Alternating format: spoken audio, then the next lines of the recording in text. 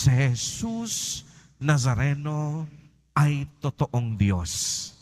Si Jesus Nazareno ay Diyos ng pag-ibig at pagpapatawad.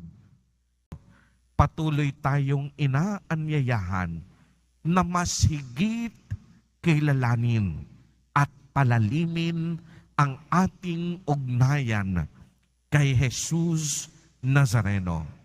Kilalanin natin siya bilang ating Diyos, bilang ating tagapagligtas, bilang Diyos na maawain, at higit sa lahat, Diyos na patuloy na umuunawa sa atin.